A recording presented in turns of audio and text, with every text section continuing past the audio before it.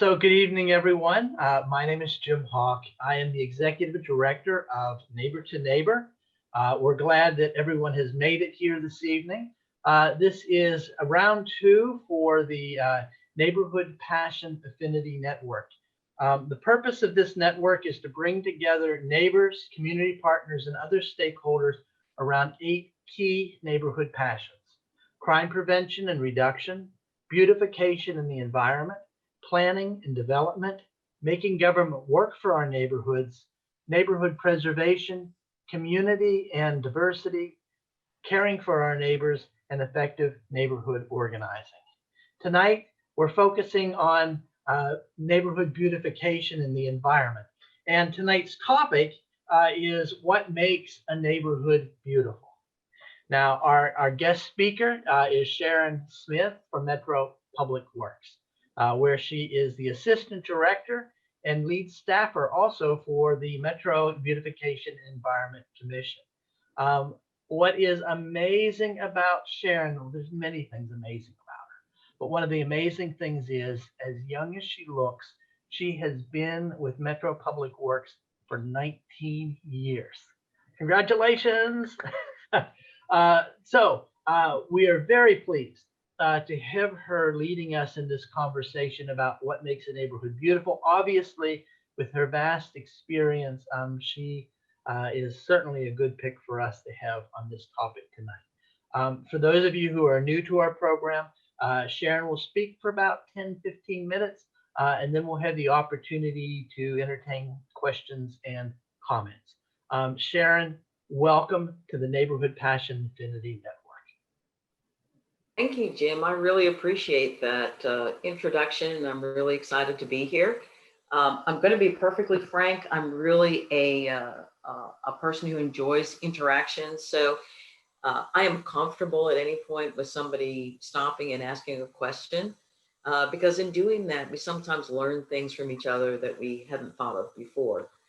So I will try to speak for as long as possible, but I love being interrupted, and appreciate anybody willing to do that. So I'm going to be honest. I've worked at Public Works, like Jim said, for 19 years, and worked largely in waste and recycling related areas for the last 25, 26 years. But in 2013, my predecessor, who had the Beautification Commission, Veronica Frazier, moved on into a different role, and I took on beautification. And I'll be honest, at the time, it was very ominous. I thought, well, I don't know anything about beautification. I know a lot about trash. I know about landfills, and I know a lot about recycling. And it was, I'll be honest, I was pretty nervous. I still remember my first commission meeting. Tony, I don't remember if you were there. But one thing that I found out that also I think has helped me to understand what a beautiful neighborhood is the fantastic interest and dedication and support that I think goes back and forth between the Metro Beautification staff and the beautification commissioners like Tony and all the other great people that are out there that volunteer.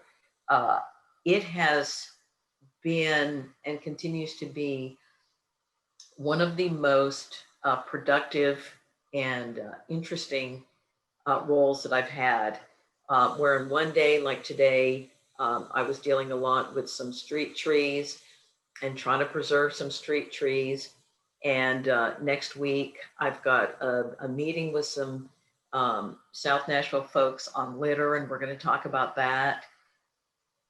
Beautification and what a beautiful neighborhood looks like is so different, for each one of us.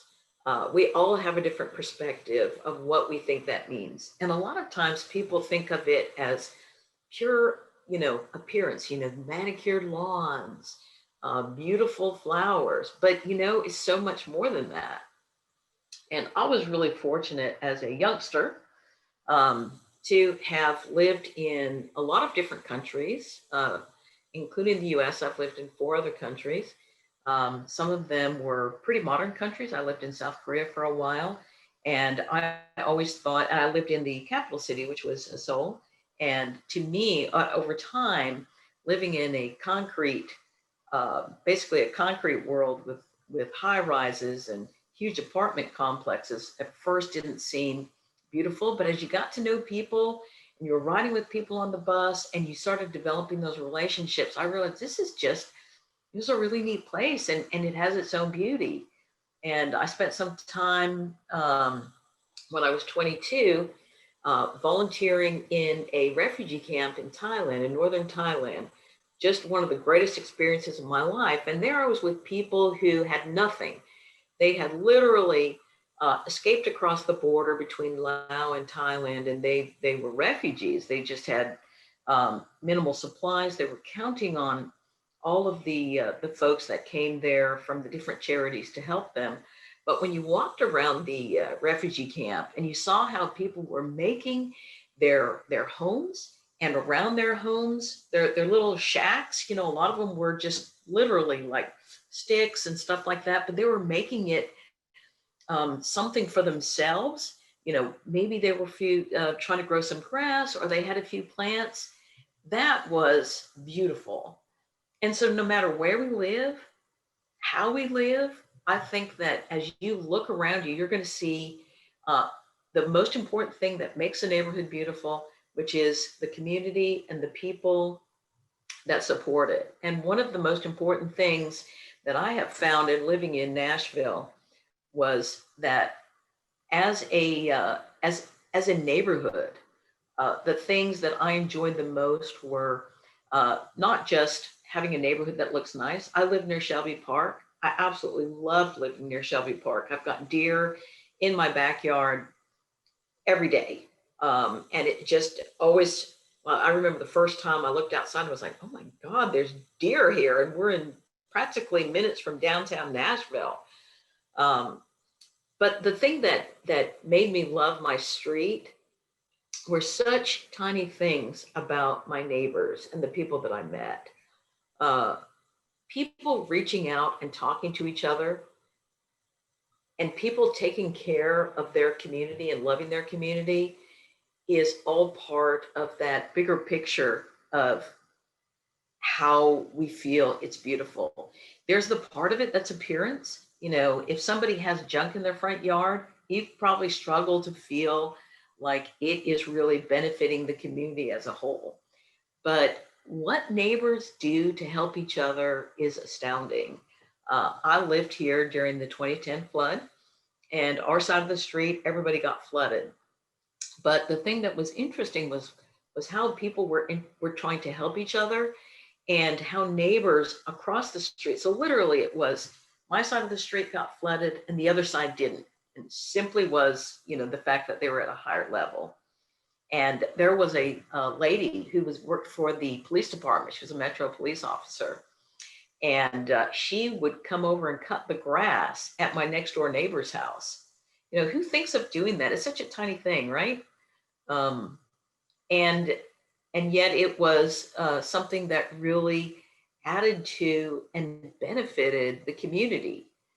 We also have, when I first moved here, primarily an older community, people who had lived here since the houses were built, because these are all like late 1950s, early 1960s houses, and it has transitioned. I'll be honest, I liked all the old people. They were quiet.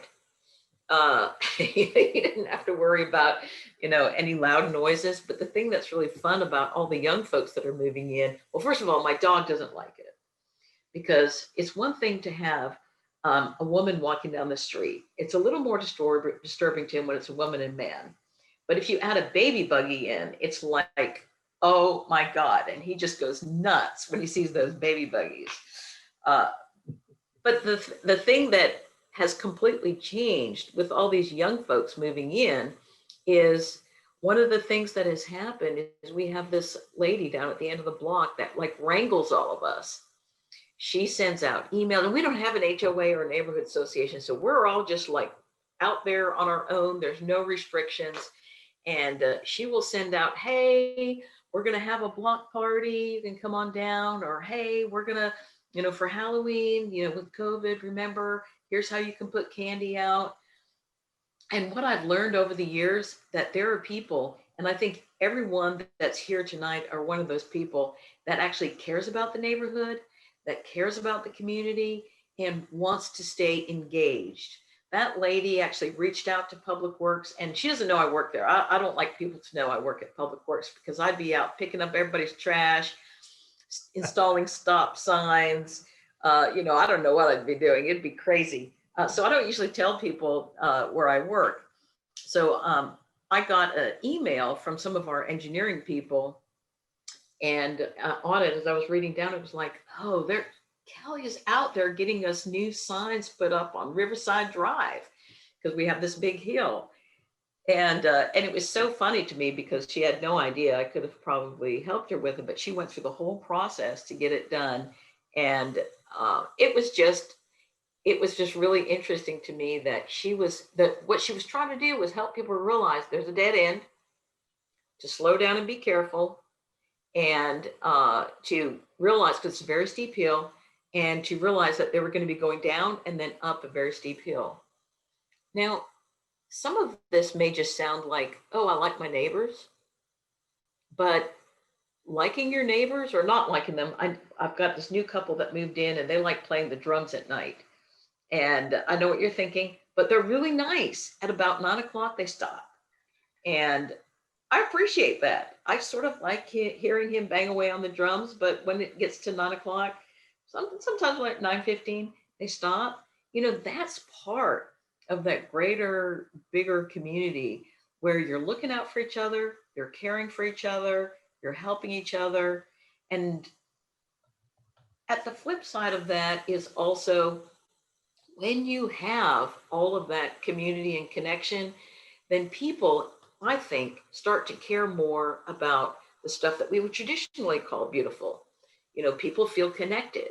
They feel connected to their neighbors. They feel connected to the area.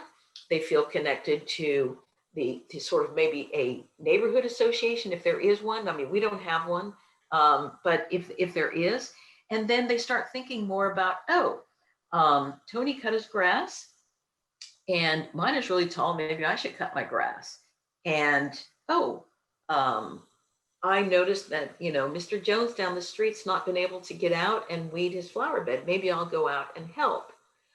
And one thing that we did at Beautification, Metro Beautification, and with codes in the mayor's office, was to try and start a program. And it's still kind of out there. We haven't really been able to get it gelled, called Neighbors Helping Neighbors, which is where we got volunteers in a community to go out and help other neighbors that had minor codes violations that people like you and I could help take care of, like tall grass and weeds. There's those neighborhood violations that you probably have all heard of: junk and debris, tall grass and weeds. They're like number one. Those are two of the things that, from my experience, make neighbors the most angry at their other neighbors. That and cars parked on grass. Those are the top three. Oh, Tony is nodding his head. Yeah, those are the top three codes violations that I think I hear people get angry at the most. But what if we could help somebody so that they didn't have it? We may not know. We may not know that maybe Dale, hurt her leg. And so it's not that she's not cutting her grass, it's that she can't. And so, you can go out there and help her, or just be engaged. So often, I think we tend to, and COVID has made this worse to a certain degree, we tend to isolate ourselves from the bigger community. And then you have this so much more sterile environment of people that aren't engaging. They care less about how their neighbor's doing, and become, I think, a lot of times more critical. And when we actually get out, we engage, we talk to people, we try and help people. We had this thing. It was so funny. My next door neighbor had this red brick house. And one day we walked by, and they had several different paint colors on the house. And then we got some of our other neighbors, and we all stood around and decided which color we thought they should paint their whole house. And then when they came back, I don't know where they were, but we think it needs to be, I don't even remember what color it was. They ended up painting it white. At first they painted it black, Then they painted it white, and I was a little disappointed because that was not a color that had been there, and we had all selected a different color. But I guess I say all that to say this is that sense of community, that sense of caring for each other, that leads into that bigger thing that happens when neighbors come together, which is helping each other, and then also just being responsive and realizing I'm a part of the neighborhood, I'm a part of the community, and I need to make sure, you know, my yard doesn't have junk in it, and I need to make sure I take care of my space, and then that will lead me to wanting to also help other people and support other people. When you think about in the bigger picture of life, isn't that really what neighborhood is all about? Is being part of the community, living in an area where you know, support and help each other. Vibrant neighborhoods, beautiful neighborhoods are ones that have diversity. Everybody doesn't look the same. Everybody doesn't think the same. Uh, I'll avoid saying political things, but we have, I will say we have the folks that support Trump and support folks that support Biden. And we had very civilized interactions all around. That's what it's supposed to be. That's beautiful. That really is. And no matter where you live, trying to find ways to support that, grow that, I think is one of the greatest things each one of us can do as community leaders, as neighborhood leaders, not just for ourselves, because it does make you feel better, but it also, you know, every neighborhood has that curmudgeon, you know, somebody that's grouchy. It helps to win them over to, we are this one big odd family. And like every family, you know, we don't always like the clothes somebody wears, but you know what? It's okay. It's okay. It doesn't really matter. So I don't know, Jim, if I really addressed the issue, but the more I thought about just the experiences I've had and the places that I felt like I belong, it always has been centered around the people that I've met, and then the care that you start to feel for those people and for the neighborhood and for the community, and it just kind of grows from there. Thank you. Yay. You know, one of the things that as I was listening to you speak, and you're spot on, as they say, for me, it resonated with me. And one of the things I got to thinking about as you were speaking, we sometimes think of diversity in terms of gender, in terms of sexual orientation, in terms of race. But I read a book many years ago talking about the different ways that we love, and that not all of us, you know, I'm a person who likes to keep my yard trimmed neatly and all the trash picked up. And I think that's the way I show my love to my neighbors in my neighborhood. That there's a guy across the street that has a community garden that anybody can come by and pick tomatoes. And there's another person that organizes parties. And so part of what I've had to do is learn to celebrate that kind of diversity. That we all have different ways of loving and caring for our neighbors and our neighbors. Even that crazy curmudgeon is usually the one that's working on getting the street signs done or something like that, right? You're absolutely right. So we all have a role to play in our neighborhood. So I appreciate what you brought to the table this evening, and thank you for that. And really want to open it up to hear what everybody else thinks about this topic, and where you think this topic should have went, or where you resonate with what Sharon has said.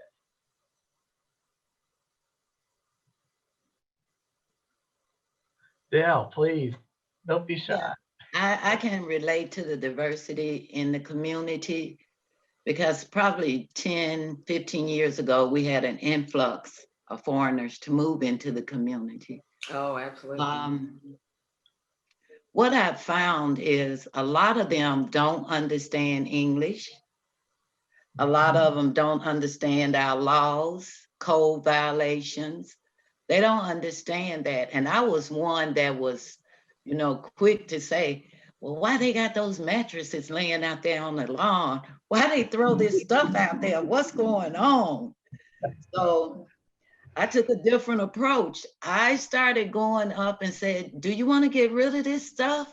You want to throw it away? Yeah. You know, I was doing hand gestures and everything. They were like, yeah. I said, you can do it free, free, free. A lot of them know free. Yeah. Yeah, I will give them the sheriff department number to tell them to call. And a lot of times they'll back up because sheriff and police, and a lot of them may be undocumented, you know. But I found more so than punishing them by calling codes or, you know, getting them in trouble or punishing them. If we help them, then they'll understand better. So I saw a little old couple, they had to be like 80 and 90 years old, really old. Because sometimes my neighbors would put nice things out on the street and it may not say free, but you know, you can pick it up if you want it. And they were trying their best to get this little old Singer, it was a Singer sewing machine, you know, the old ones in the cabinets. Yeah. They were trying, so I pulled up because I got a truck. I said, y'all want that? And her husband said, yes, we do, but we can't fit it in our car. I said, well, I can put it in my truck and I'll just follow you guys up the street or wherever you live. And I did, and I got to meet them. They gave me their email address and I sent them emails checking on them because she was really sick and they had moved here from Texas to help the Hispanic community in this area. And we have a lot of Hispanics here. And so I was glad to meet them. They was Lydia and Chuck. They're friends now. You know, just by helping them, I couldn't lift it up. He lifted it in the truck. But as soon as we got to their house, some more people came out from across the street and lifted it out of my truck for them. So yeah, I think a lot of times we should be quick to help more so than punish.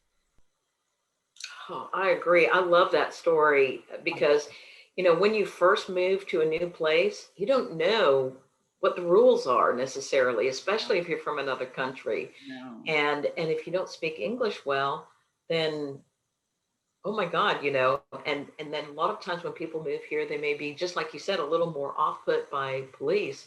One thing we developed for our beautification commissioners were these little hang tags. And one of the things it had on it was bulk item collection and how you could call. And it was in English and Spanish. And in talking to some of the Southeast Nashville Council members, we'd really like to try and get it also in Arabic and maybe Kurdish, because those are the 4 most spoken languages in Metro Nashville schools.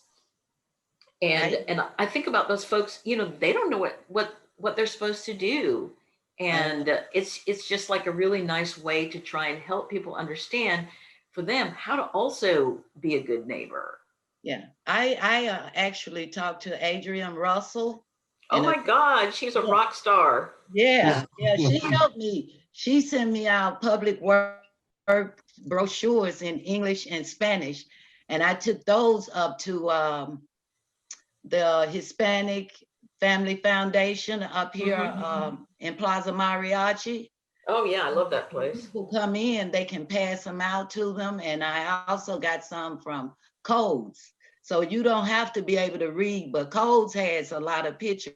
Yes. So they have the pictures on it. So I ask them when they come in, would you pass these out? So that's what I've been doing. That's helped a great deal. Well, Dell, thanks for sharing. Let me try to include some others in this conversation. What makes a neighborhood beautiful, folks? What do you think? Well, I know for us in Maxwell Heights, we have a great view of downtown. And so we are trying to preserve that. We've started a Friends of Douglas Park Association. So working with Metro Parks to preserve that area, but also to find ways to foster common ground. Because with diversity, whether we're talking about political differences or otherwise, we think coming together around green space is something that we can all agree on. And especially since none of us own it, that we can agree on, some common assets that will certainly foster some relationships by having stewardship in the park. Thanks, Leslie. Mhm. I love that. Those green spaces are so important for communities. They really are. It's interesting. Like I would imagine a lot of folks are worried about, like the tall skinnies going up and stuff like that. But there's a beauty in the tall skinnies too.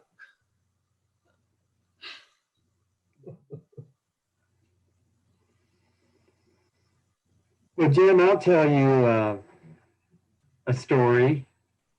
Can you hear me? We can hear Yes. you. Okay. I moved to Nashville in '79 from a monastery. I was in a monastery for 9 years as a monk. And I got involved in my neighborhood right away. And this was in Green Hills. I was on the board of the Woodmont East Neighbors, which was one of the oldest neighborhood associations at that time. And I was also on the board of our homeowners association and then president and so on. Then in '86, I moved to Inglewood. And I would go to the neighborhood association meetings, and they would complain how ugly the CSX overpass at the Inglewood Kroger's looked. I mean, CSX is not going to do anything aesthetics to any of their properties. That's just different. And people kept on complaining and complaining. And the CSX overpass in Inglewood, there's an island, and if you're coming from downtown East Nashville, there's a point, and then there's on the backside of the overpass, there was a planter. And I guess I've been a commissioner for a very long time. Sharon, I go back before Karen Bennett, I believe, and I don't know, I can't remember who was the councilman at the time. It was before any of us were born, Tony. Yeah, maybe so. But anyway, people just complain and complain how ugly, ugly, ugly this space looked. And nothing was done. Cigarette butts, Sharon, it was unbelievable. And so I asked a couple of my friends, I got tired of it. I said, I got tired of hearing the complaints. So I got some neighbors, a couple of my friends, and I said, let's go and let's do something with this thing. And so with a couple of my friends and Dan Heller, and we just got together and we got trucks, we got shovels, and we cleaned up the place. And then the point, as you come in from downtown Nashville, I landscaped the entire point, had to put in an irrigation system. I mean, it looked like $1 million. And it was, just saying to some friends of mine, I just got tired of it, hearing about it. And so we really fixed it up. We had a nice sign that said Inglewood, and it was there for a while until drunken drivers took it out. And then I started on Riverside Drive, of course, and that took all my time. But it was just getting some friends together and say, hey, let's go do something with this. And I can send you pictures of what it turned out because it was really beautiful. And unfortunately, drunken drivers just tore it up. And then I started putting cherry trees on Riverside Drive, and that took most of my time. You know, the unfortunate thing, Tony, is that how close that underpass is and where that whole Planters and everything was to the liquor store. Oh, well, that's true. I mean, we would get out 5:30, 6 o'clock in the morning to go and clean up. Oh, I thought you were going to say you were going to the liquor store. No, they don't open that early. I don't. But anyway, you know how the traffic is on Gallatin Pike, and I was cleaning up on the what was it? It would be the southbound side of Gallatin Pike, and this is early. This is 6 o'clock, in the morning, and all of a sudden, here comes a car going north on the southbound side of Gallatin Pike, and luckily I got out of the way before he ran me over. But it was always exciting, never a dull moment. But I mean, just getting some friends together and saying, hey, this is a bad spot, let's do something. That's my point, I guess. Yeah. I want to tell you a quick story. I pick up trash in my neighborhood, and I was out picking up trash, and I've had a lady once stopped, and she said, "Are you going to be there for a few minutes?" And I said, "Yes." And she went and got me some bottled water and came back. I thought that was nice. Oh, yeah.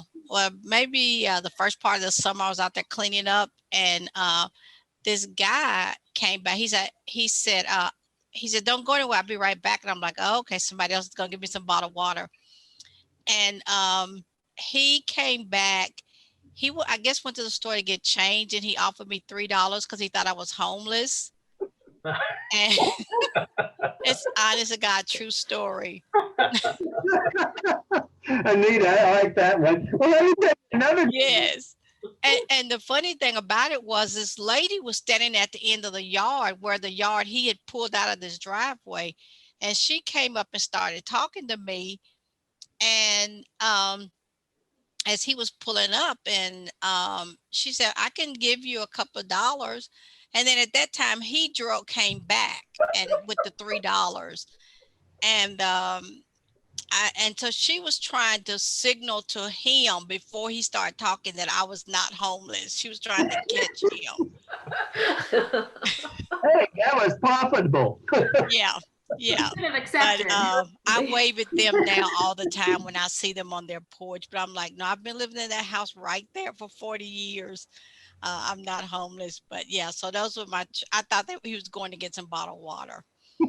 Well, Anita, we need to get you a safety vest and a litter grabber, and they'll know you're out there picking up litter. And I had a grabber, and first thing my daughter said was, "Mama, what did you have on?"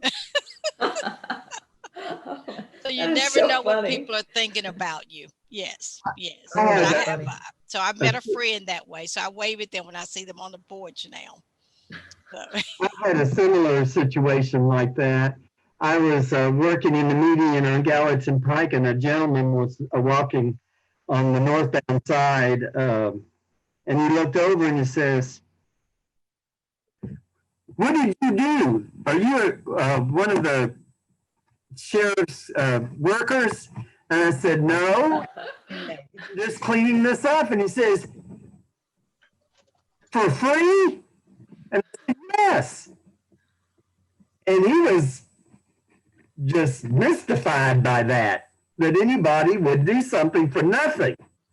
But I just thought that was funny. I guess they think I'm a community worker or something. I don't know. It was funny at the time. I think we need to remind people that if they say again and again they need to do something about that maybe that's a sign that maybe they should be doing something about that. Yes. Because there's so much that we just take for granted that somebody else is going to do, and maybe we are that somebody. Yeah. Absolutely.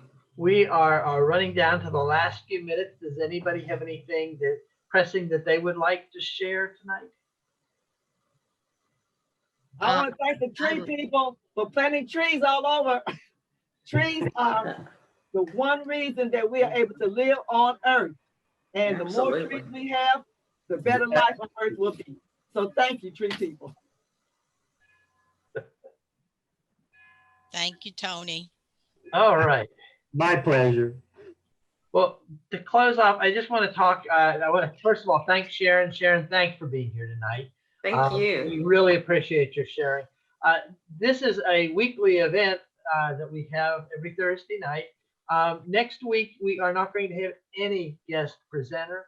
We're inviting you and everyone else to come to the table, and we're going to ask the question, what is good development? And what is a good developer? So think about that, Tony, don't grimace. Think about those questions and come with your answer next week. And we're really going to have some time to dig into that and share without presentation. And I really look forward to hearing. I'm curious about what you think that means. So thank you all for being here tonight. Thank you all for sharing and participating. As you leave tonight, just remember to keep your neighborhood passion strong, because Nashville needs you and we all need you. So thanks and have a great night. Night, everybody. Bye, everyone. Bye. Bye-bye.